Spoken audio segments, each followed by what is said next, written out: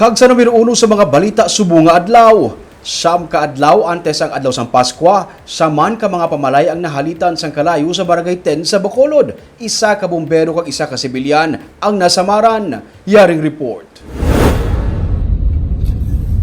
Sa video nga kuha ni Pompe Jr. gikan sa Brgy Port, makita na ang pagpuog sang madamol kag itom nga aso sa Barangay 10 kaina sang aga sa kilid lang sang SM City Bacolod.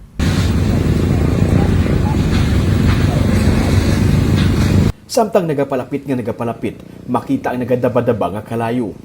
Naguntat ang kalibutan sang tanan, mga residente, kag mga driver sang tricycle kag tricycad para saksihan ang manasig nga pagdako sang kalayo kag pagpuog pagid sang aso.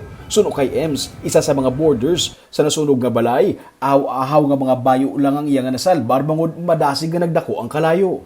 Ang ilongkado sa mga mong isadalong ko ba, iti ang basa mangutulong, may sunog ka mo ito, nagwa kami. Dasig na sa karyente mo ito, wala lang. Buta kung hindi na nga nila sunod. Sunog kay Jim Alit, lasayis pa lang sang aga nag-ibwal ang kalayo, gani wala siya makapanghimos ang gamit kag iya na langit pang una pamukaw ang iya apat ka mga kabataan. Ang mga bata na sa pagwakwan na balang lang gamit o okay, importante bata lang. Oo. Ito iba halos talaga tululog pa diyo mo.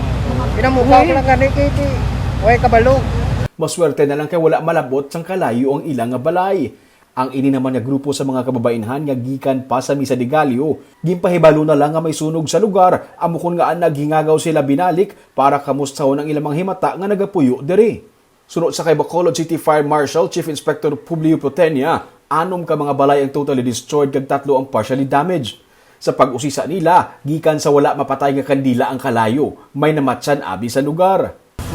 Di sila na ang yan nga umagad. Tingdo na nagpaway bala napatay, so sila ging nagprobability ato na ya culture na kung na yan sa balat nagasindi ta kanila mo tayo sa lata nabayaan siguro naman daw isa sa mga aligasyon nga yan bagi na sa aton nga tagyagit sang balay. Gikan sa ila opisina, nakita na mismo sa naga-duty nga bumbero ang nagapuog nga aso amukon nga galayon sila nakaresponde. Ugaling wala sang alagyan kag nagainikit-ikit ang mga pamalay sa sulod nga himo sa mga bagay nga dasig lang masunog. Ang dalan da side view agad on kaso may sugat anay kamo kay good for one person ang makalabay dito sa itong area. Budlayan ka mo sir? Budlayan. Kaya di patagagi sa balay ng isa, sulod, tapos ang putpuk, gamay katama. May isa man ka bombero kag isa ka residente nga nasamaran sa sunog, pero luwas na sila sa katalagman.